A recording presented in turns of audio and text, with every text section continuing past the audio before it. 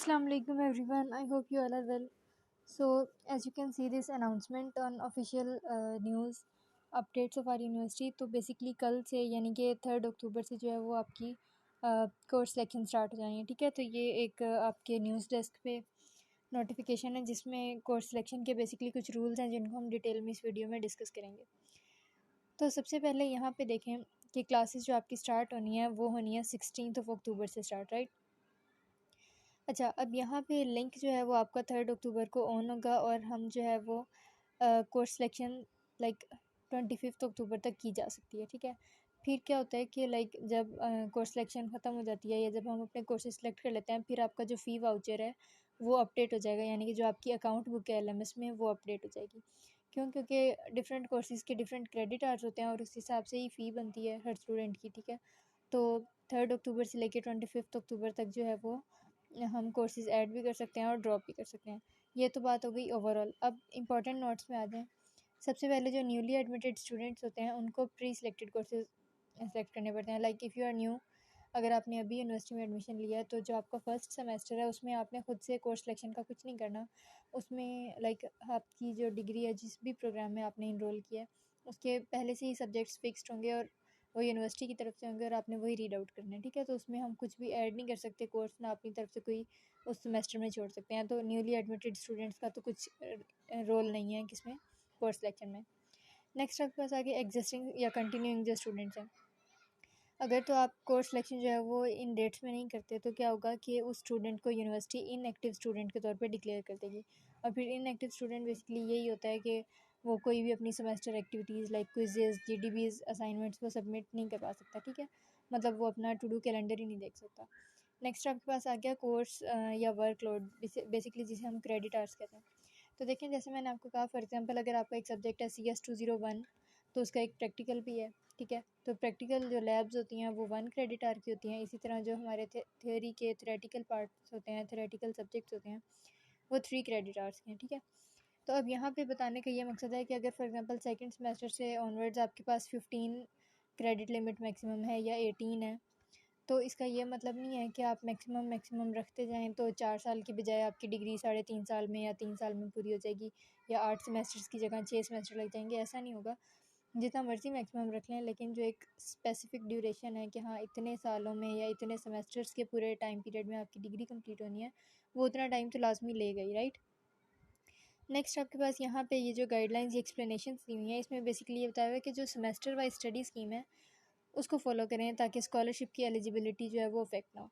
अब यहाँ पे इसका क्या मकसद है कि फॉर एग्जांपल आपको सेकंड सेमेस्टर में कुछ सब्जेक्ट्स आपकी लाइक जो आपके सब्जेक्ट्स की लिस्ट है उसमें नज़र आ रहे हैं, तो वहाँ पे ये कह रहे हैं कि स्कॉलरशिप अगर आप लाइक अगर आपकी 3.8, 3.9, 4 CGPA आ जाती है तो उन स्टूडेंट्स को मेरिट बेस्ड स्कॉलरशिप मिलता है। इसी तरह अगर आपने नीड बेस्ड या इस तरह की किसी स्कॉलरशिप में अप्लाई किया तो उसके लिए लाजमी होता है कि आपने जो सजेस्टेड स्कीम है ना, जो यूनिवर्सिटी ने कहा है कि हाँ सेकंड सेमेस्टर में ये पढ़ो, थर्ड में ये, फोर्थ में ये, मेक श्योर करें कि वही पढ़ें।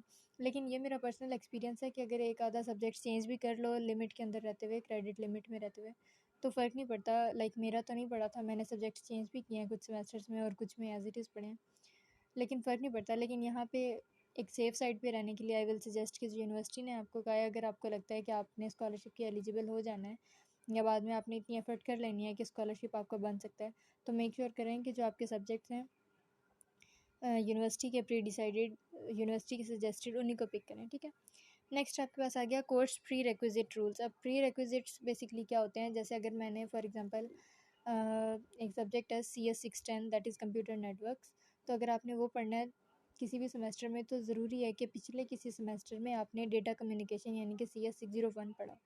तो इसमें क्या हुआ कि CS 601 प्री रिक्विजिट हो गया, यानी कि लाजमी हो गया कि पहले वो पढ़ो तो फिर अगली कोई बुक पढ़ सकते हैं। तो आपको LMS में मैं आपको किसी वीडियो में दिखा भी दूँगी इंशाल्लाह कि LMS में आपको लाइक आगे हर सब्जेक्ट के आगे ना स्कीम में नज़र भी आ जाएगा कि ये प्री रिक्विजिट्स इसके ये हैं वो हैं। तो मेक श्योर करें कि जो सब्जेक्ट आपके आने वाले सेमेस्टर्स में किसी का प्री रिक्विजिट बन रहा हो ना कि ये पढ़ना ज़रूरी है, तो उनको बिल्कुल ड्रॉप ना करें, उनको बिल्कुल ना छोड़ें कोर्स सिलेक्शन में, उनको लाजमी सिलेक्ट कर लें। क्यों? क्योंकि फिर आगे आने वाले सेमेस्टर्स में और सब्जेक्ट्स आते जाएंगे और आपने पिछले लाजमी वाले प्री रिक्विजिट्स वाले पढ़े नहीं होंगे, तो फिर वो कोर्स सिलेक्शन करने में काफ़ी प्रॉब्लम होगी और आपका जो सब्जेक्ट कॉम्बिनेशन है वो काफ़ी टफ बन सकता है। ठीक है, नेक्स्ट पॉइंट आपके पास है students enrolled during spring 2018, fall 2018 and spring 2019। अब ये सब जो हैं ये जो है वो कोर्स सिलेक्शन नहीं कर सकते। क्यों? क्योंकि इन सेमेस्टर्स में जो है वो बेसिकली कोविड-19 था, तो उनको पहले ही मैक्सिमम टाइम पीरियड जो है वो मिल गया हुआ है, ठीक है। तो इसलिए यहाँ पे जो है वो कोर्स सिलेक्शन, अगर आपका जो सेशन है स्टार्ट हुआ था, जो आपका बैच, वो इन तीनों में से कोई है, तो आपने इनरोलमेंट का कुछ नहीं करना। इसी तरह अगर आपका LMS ब्लॉक्ड है, तो फिर मेक श्योर करें कि आप पहले अपने सारे ड्यूज़ जो हैं वो पे करें, फिर ही जो है वो कोर्स सिलेक्शन पॉसिबल है। अच्छा, अब यहाँ पे एक न्यू इस पर पॉइंट ऐड हुआ है ग्रेड इंप्रूवमेंट पॉलिसी का। तो इसमें ये बेसिकली मैंने रीड किया, इसमें आपको ये बता रहे हैं कि अगर आपने अपने पूरी डिग्री के दरम्यान में कोई सब्जेक्ट इम्प्रूव करना है ना, लाइक पास तो हैं आप उसमें, लेकिन जैसे इम्प्रूवमेंट्स की एग्ज़ाम देते हैं किसी भी इंस्टीट्यूट में, इसी तरह अगर आपने यहाँ पे इम्प्रूव करना है कोई ग्रेड, तो आप पूरी डिग्री में वो सब्जेक्ट एक बार इम्प्रूव कर सकते हैं।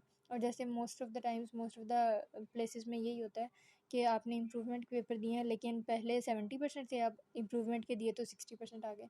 तो यहाँ पे आपने ये नहीं परेशान होना कि सेकंड टाइम 60% आए हैं तो शायद यही काउंट होंगे।